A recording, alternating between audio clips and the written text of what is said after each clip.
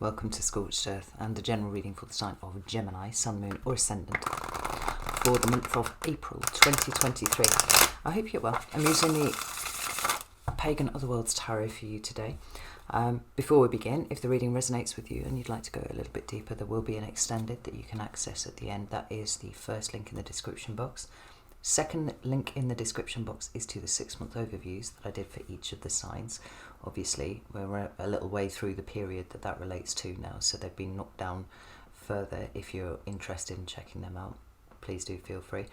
And the third link in the description box is to my private community, the Order of the Phoenix, over on Circle. So if you feel like availing yourself of that, all of the extended content gets posted over there and you can access all of it for no extra cost. And there's a really sterling group of people hanging out there. So if you wish to avail yourself of that, you know what to do. So Gemini, let's have a look and see what's going on with you. 3 cards for Gemini, please. Oh, there's the first one. We have the Queen of Swords in your recent past. What about current energy? Whoa, had a whole heap of things coming out. 3 major arcana. We've got the Devil, we've got the Hanged Man, and we've got the Moon. I'm going to take them all. There they are. That's Capricorn, Pisces, and Cancer energy, respectively. It's quite a cluster. And what's coming towards Gemini for April, please? Shit. That was quite violent, that. Right, I've lost a card down here, so let's grab that. Right, we've got the Empress in reverse, and we've got the Ace of Swords. Okay, so 10 of Wands is at the bottom of the deck. This might be another challenging month, Gemini, but again, it's all a matter of perspective, isn't it, really? Oh, press the right button so you can see what's going on. Let's put these here like this. There we go. And let us grab, what do we want? Yeah, we want the Wild Unknown. Let's grab these and see what's going on here. I mean, that cluster of major arcana energy in your current energy is a lot. I mean, there's no, you know, no caveats or no mitigations that I can offer. That is a lot of energy there. The Empress in reverse is interesting too, but let's get some clarifiers out on the table before we go any further. Tell me about this Queen of Swords. Okay, so we have the Wheel of Fortune and the 4 of Swords in reverse. Tell me about the Devil, the Hanged Man, and the Moon. We have the Strength card, more major arcana. That's Leo. We have the Ace of Wands. This is outstanding. And one more. We have the Son of Pentacles. That's the Knight of Pentacles in a standard deck, and it corresponds to Virgo. And then what about this Empress and the Ace of Swords? We have the 10 of Wands again, putting in a second appearance. Like this. We have the Magician.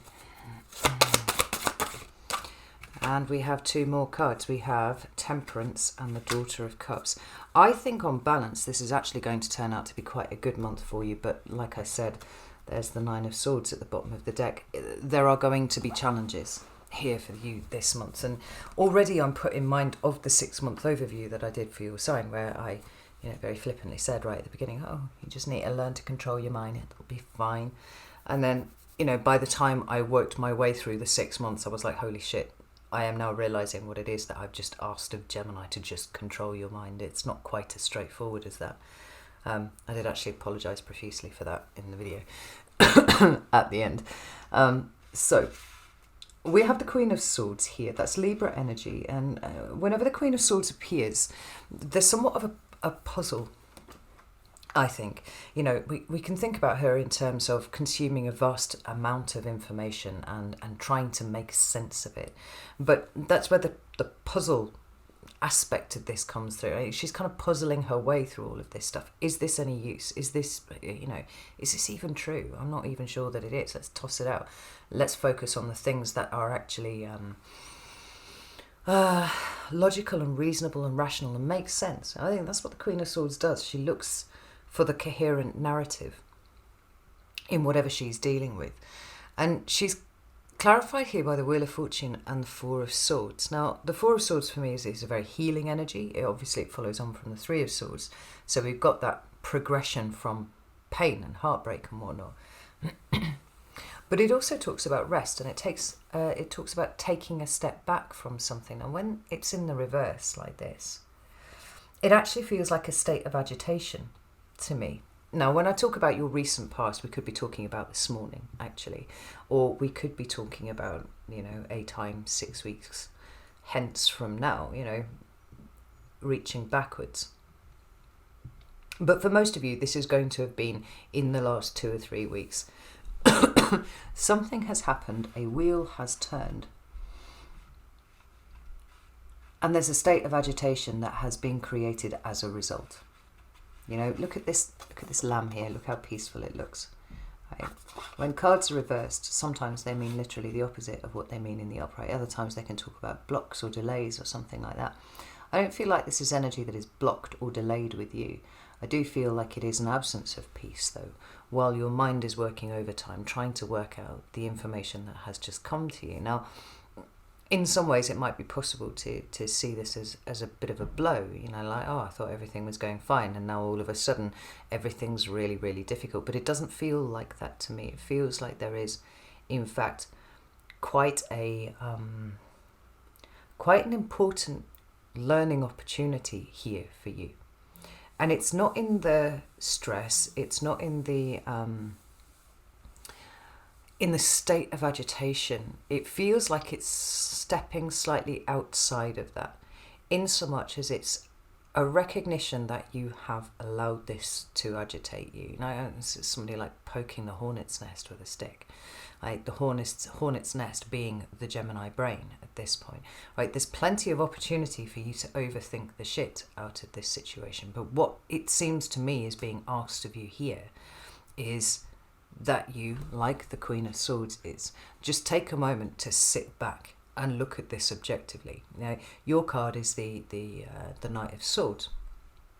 It's about that very, very speedy transmission of information, and that can be, with your thoughts, or it can be the way that information comes to you. But the defining characteristic is the speed at which it happens. Now, the Queen of Swords is speedy too, but she's doing it from a seated vantage point, right? She's not on the back of a horse. She's not galloping along. She's not trying to get something somewhere. She has everything. What she's trying to do is sift through it. She's detaching from the emotion of the situation, and she's looking at it as it turns on its own facts, as we would say in the legal world. So what is it trying to show you? What has it been trying to show you?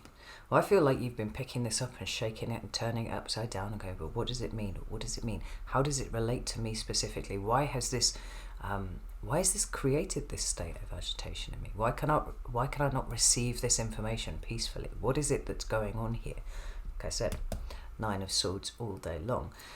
And so we move into your current energy.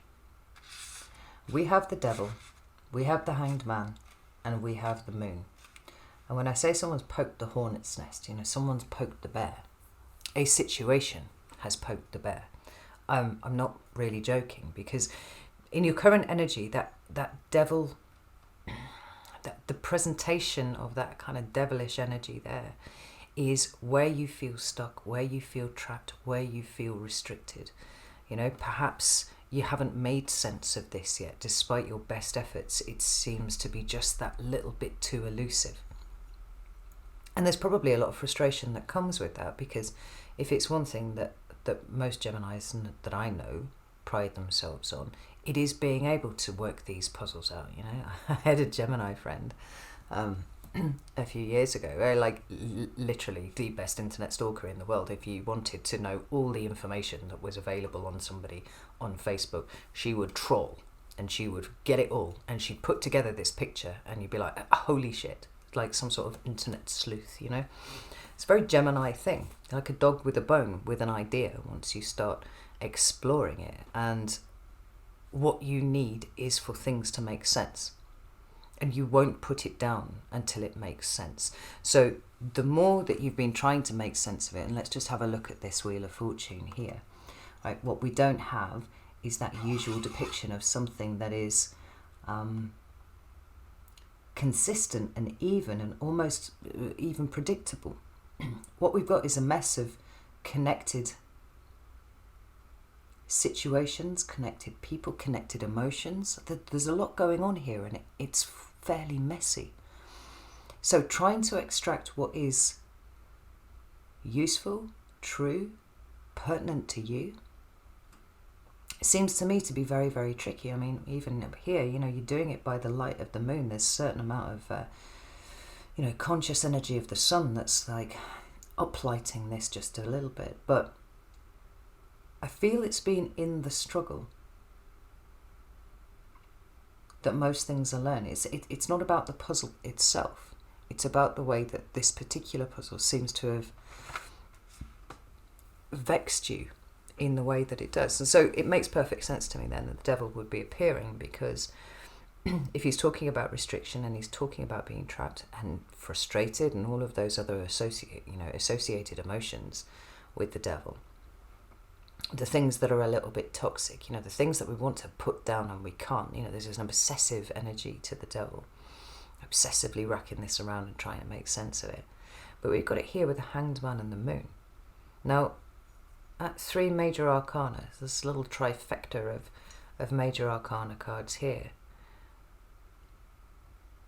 is significant because it has you approaching that which is confusing, that which is illusory, that which is kind of hidden, and likely that which is chuntering away in your subconscious somewhere. You just need to be able to access it, and you know that it's there, but you just can't quite get to it.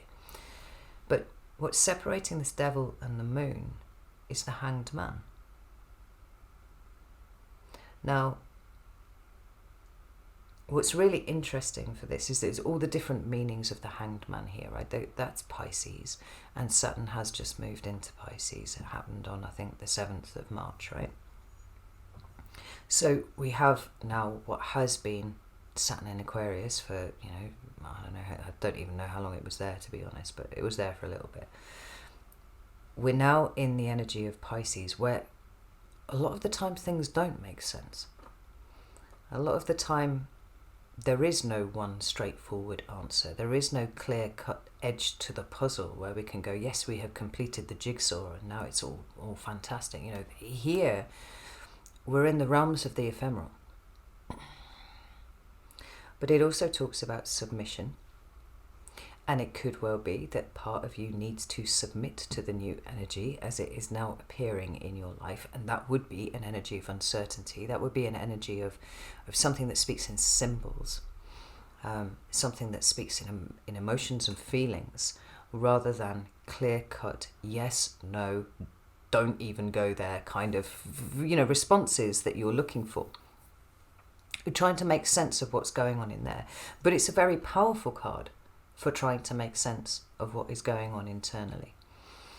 When both of these cards here talk about illusion, and this energy of Pisces is sat in the center going, well, in order for you to get the answers, you need to look at the situation from a different perspective. Maybe you need to utilize a different part of you to make sense of this. The mental energy here is absolutely furious. It's grinding away, trying to make sense of something. But sometimes, just sometimes, and I feel like this is probably going to be very, very true for the rest of this year, sometimes things don't make sense. Sometimes things are surreal. Sometimes, well, how did I hear it referred to the other day, right? Saturn in Pisces is about taking something that has form and making it formless. It is also about taking those things that are formless and giving them form. We've got a mashing together of two worlds that hitherto have been relatively separate. Pisces is like, no, we need to mash all of this together. We need to feel everything. And I feel like the conclusion that you are coming to, that you are starting to come to here, is that all of this endless mental machinations aren't really doing the thing for you, right? All it's doing is agitating you. All of it that it's doing is making you feel more frustrated, more baffled, more confused. So it could be that you need to think about it differently, but it could actually be that you need to action it completely differently. Like, submit to the feelings that are being brought up in you here. Like, yeah, I often say to people, it's, people don't cause you to have emotions. Something in you responds to that behavior and has an emotion accordingly. And if you don't understand that, then it's about going back and looking at what are the triggers, what are the things that are being activated here in you that are causing those emotions. Why would you respond like this when somebody else would just go, nah, whatever, I don't care? It's a time of really deep introspection. We don't have the Hermit here, but we do have that Virgo energy that is paying attention to the details. But these two cards here specifically speak to the internal. Very, very passive cards, very emotional cards. Like I said, it's Pisces and Cancer respectively. So the devil being in the detail. Gemini, are you doing that thing that we do? I'm going to say we do because it's not even true. So my son does that as well. We talked about this before. My son's got his moon in Gemini. And I don't have my moon in Gemini, but I do have some thing that was next to the moon when I was born that functions very much like a moon in Gemini. We start thinking about things. We're trying to make sense of our own emotions. We're trying to make sense of other people's emotions. We're trying to make sense of everything. Get all the puzzle pieces in the right way so that everything makes sense and we can put it down and breathe a sigh of relief. Well, what if this energy is escalating? What if it is not possible to make sense of things? What do we do then? We're going to start chasing our own tail and savaging ourselves. Well, I mean, we could do that. Absolutely could do that. But in terms of growth, and this reading does seem to be centered around your personal growth, what is it that you can do differently? Because I think there's a pattern here. And what I would never want to do to you, Gemini, is to deprive you of your mental energy. It's one of your strengths. But as was coming out in the 6-month overviews, it is something that needs to be working for you rather than working against you. And for the longest time, it's kind of been a bit of both. Right? You might have made a name for yourself as the internet sleuth amongst your friends. But at the same time, I think possibly a lot of these friends might not have seen when you've been in this state by yourself, where your brain becomes this great big echo chamber, and sometimes things take on a different shape, they take on a different form, they take on a different density, and they become more terrifying than they were before. So my old landlord from years ago was a Gemini, and I found that I was really fascinated with it because he just wouldn't shut up. And he talked and he talked and he talked and he talked and he talked. He was ex-military. And what was really interesting, and I didn't notice at the time, but I only really thought about it when I reflected later, was that he talked and talked and talked and talked and didn't tell you a single fucking thing about himself. It's like it was being used as a shield. And I can't help but feel like what is being pointed out here is that it's almost like an overabundance of mental energy for the sake of an overabundance of mental energy. Because the answer feels like it's right here and it's staring you in the face. But it represents to you a kind of transformation that you're uncertain about. You don't feel comfortable with it, for me, because it literally does involve you inverting yourself, turning yourself upside down. When we're talking about controlling your mind, it's this we're talking about. It's the overthinking, it's the anxiety, it's the catastrophization. Is that a word? I think it's a word.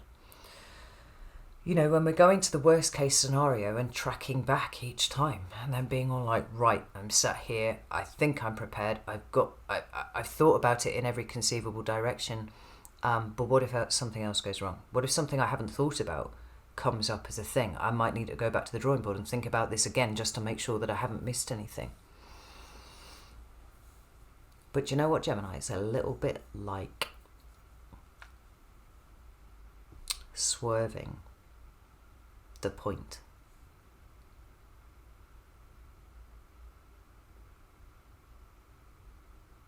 And I say that with love. I say that with the deepest love, because the issue here is not the thing that you're worrying about. The lesson here is not actually to do with the thing that you're worrying about, catastrophizing about, getting up in your head about. It's about the act of what you're doing in the first place. Right? The control comes in when you go, I've thought about this enough and I am prepared to put this down. I'm not allowing this to inveigle its way into my energy any longer, because what it's doing is acting as an incredible distraction tool. And what I was talking about before, about what my son and I both do, which is this tendency to think about the emotions and try and make sense of the emotions and all that. Do you know what he's doing? He's absolutely swerving the fucking point, which is, how does it feel? What does it feel like? Because the more unpleasant it is and the less that you enjoy it, the more likely it is that you're going to think furiously about it instead, rather than letting yourself experience it. Now, your current energy here says to me that all the tools that you need to grow are in the places that you don't want to look. You know, look at the expression on this face here. I mean, it's head down, it's looking at the floor, it's like, fuck. You know, it's been very deftly drawn. You can see that expression in the deer's face. It's not head up alert and being all like, yeah, this is cool, you know, we're about to have a good time, or there's danger on the horizon. You know, it's looking forward and down, and it's staring at something furiously because its mind's going 10 to the dozen. This. The problem is not the problem. The problem is how you're approaching the problem. Now, I know I keep mentioning the 6-month overviews, but I mean, like, it was 37 hours of my life that I put into those, so I am going to fucking talk about them.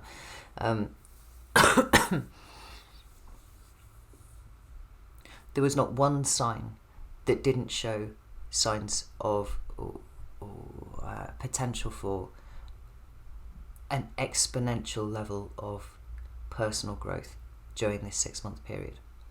There was one sign that didn't get the tower, and that was Sagittarius. But 11 of 12 signs did, and most of them got it repeatedly. Interestingly enough, March seemed to be the flashpoint for most of these things happening. Most of the towery kind of events. And I remember saying, I don't know what the fuck is going on in March, but this seems a bit spicy, to be honest. And what I'm trying really hard to make people understand at the moment is it doesn't matter how fucking spiritual you are. It really does not matter when it comes to what your growth is going to look like this time round. It's a trap that sometimes we fall into where we go, oh, right, well, you know, I got through a thing and it was really grueling, but I learned the lesson now and it was really, really good.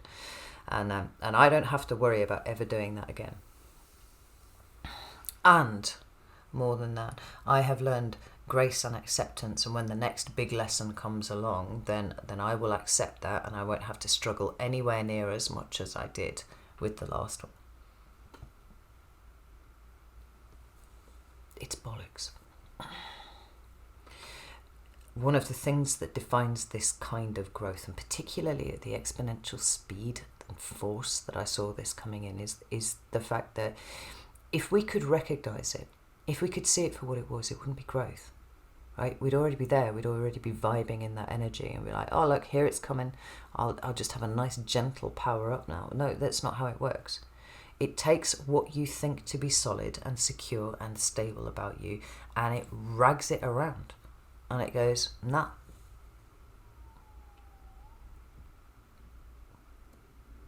And we might recognize it as we're being ragged around for what it is. But you very, very rarely see it coming. Because it acts on those things that we are kind of complacent about. It acts on those things that we take for granted. It acts on those things that are, repetitious behaviours for certain too.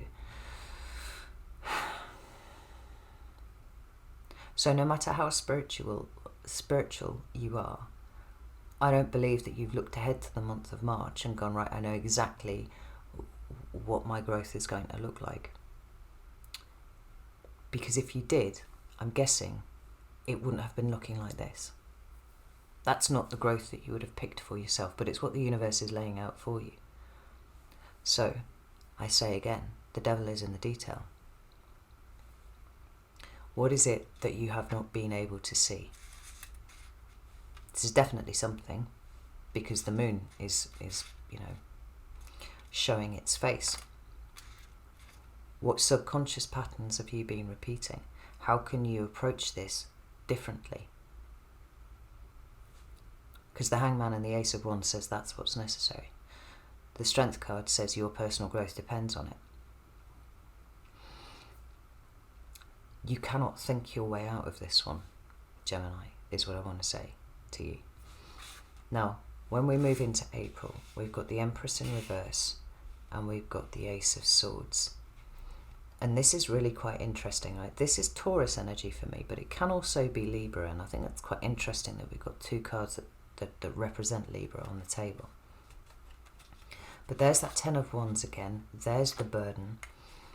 But we've got you as the Magician, because that can be Virgo as well. And do you know what? Like, I just no, it's not a Virgo card. It's a Gemini card. Abracadabra and all that, right?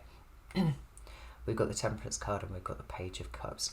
Like, there will be an alleviation to the energy that you are in right now. But I don't think it's going to come by accident, right? There's a shift that has to happen in you. And what's really intriguing to me is that this feels like a massive shove outside of your comfort zone. That's what this is here. Because the Empress talks about fertility and abundance and creativity and all that sort of thing. Right? She's maternal energy of the the archetypal mother. She is the divine feminine and all of that, right? But in some ways here, and particularly with the cards that have preceded it, what she represents to me in this moment in time is your comfort zone. The ways in which you are comfortable, the ways in which the way that your mind works is comfortable to you, or has been, at least in the past, where your responses are comfortable because there's something innate about them. The brutal truth that seems to be hitting you in the month of April is that there's something that's been very comfortable to you, whether it's something within you or a situation that you have been in, that actually has had you doing some things on autopilot. I've talked about this before. When it comes to subconscious stuff, we don't even give it any thought, right? It tends to be something that happens as naturally as breathing. But you're being asked to look at things with new eyes. These tens are actually welcome, and in some ways even the Nine of Swords is welcome here, because at least it's approaching an end. The tens talk about completion. We've got another 10 over here, by the way. There's something is wrapping up here for you. Now, does it feel like it's comfortable? No, because I think it challenges you on a level that you weren't prepared to be challenged on, right? Like I said, this is the biggest mistake that we make as spiritual people, is that we will glide seamlessly to the next level of evolution, right? We'll ascend and it will be a piece of piss, as my ex used to say. Right? There isn't any energy that needs to go into it. There's no discomfort that needs to come with it, because we're spiritual people now and we're switched on. And it couldn't be further from the truth. I mean, the speed at which you recognise it for the lesson that it is might be something that increases through exposure over time.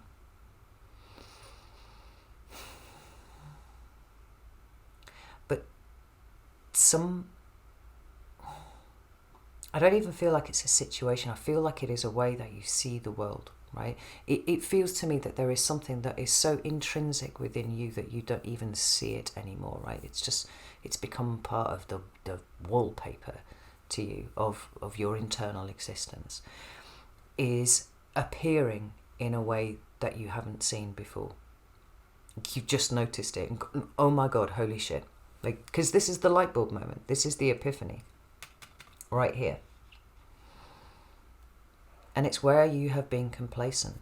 It's where you have been comfortable. And it's where you have allowed default behaviors to come up to shelter you from what you do not want to see.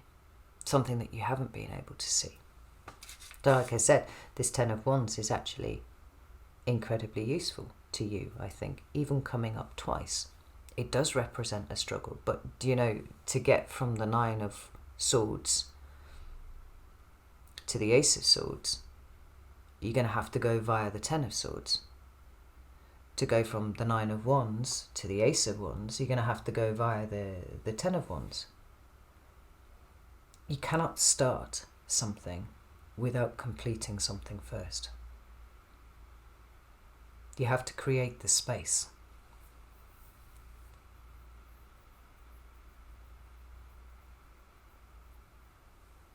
And it's being created. I mean, this is the opportunity that's being offered to you.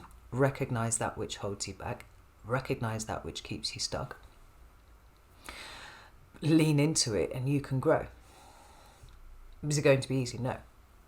No, we're talking about challenging a fundamental part of who you are. Something that is, like I said, it's part of the furniture now for you.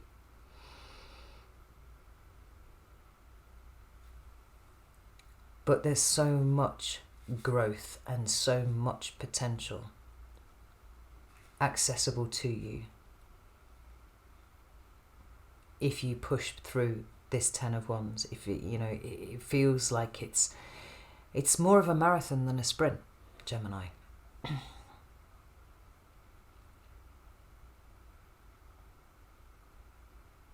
But we're gathering up aces here. The Ace of Wands maybe has been missing from your table for a little while. Maybe the Ace of Swords has been missing from the table. It's been all about Pentacles and Cups and Pentacles and Cups. And I feel like there's a big change that needs to be brought in here. Like, I feel it's almost certainly related to the way that your mind works, for sure. But it could well be related to the way that you do things, the way that you behave, the things that you actually, you know, find yourself doing on a physical level day after day after day after day. Because with all of the four aces,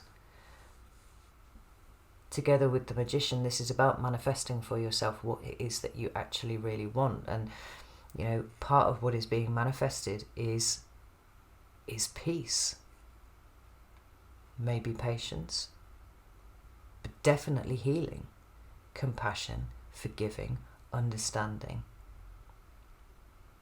acceptance. And it kind of ties in really nicely to what we've got over here.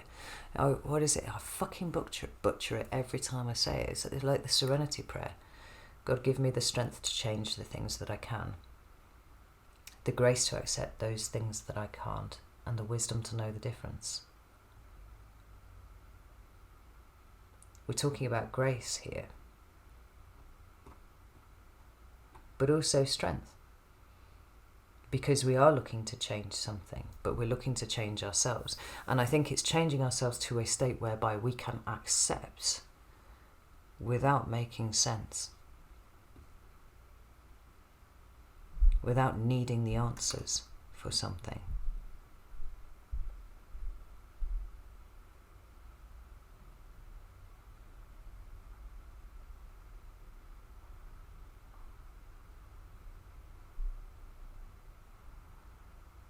It's a really powerful position to put yourself in.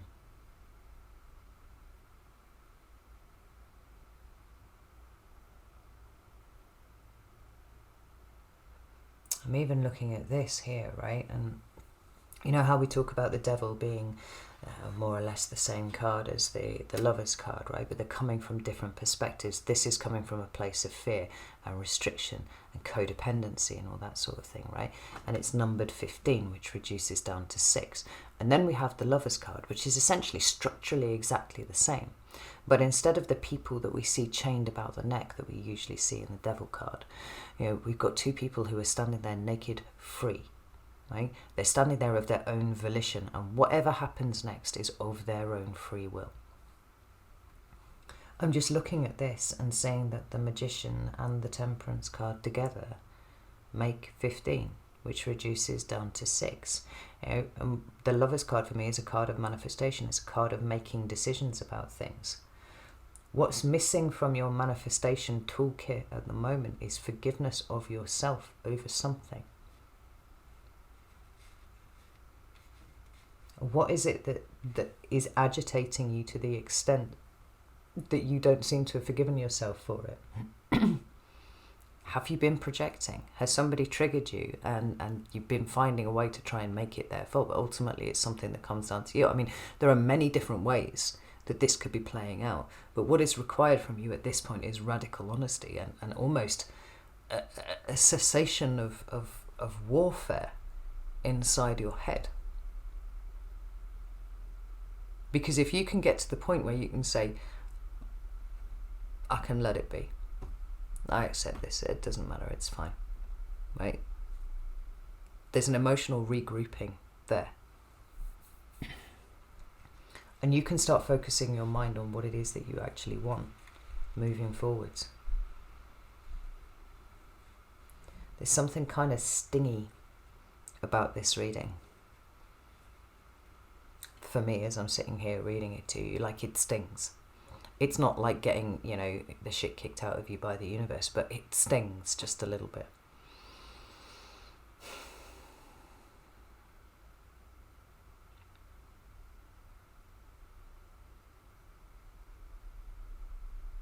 But what's going on here is the equivalent of washing down whatever it is that's stinging and slapping some antiseptic cream on it. Just be like, it'll be fine.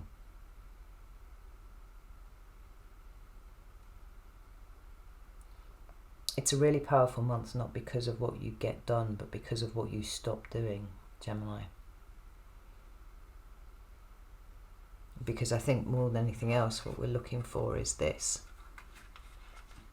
I said how peaceful that lamb looked at the beginning. That absolute symbol of acceptance right there. What you're looking for is not going to come to you if you put together all of the pieces of the puzzle. What needs to change is the way that you're approaching this. This is really interesting.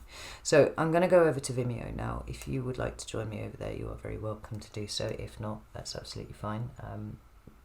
Just know that nothing lasts forever, and this energy here certainly won't last forever either. The more that you can submit to it, the greater, I think, the benefit that you will receive.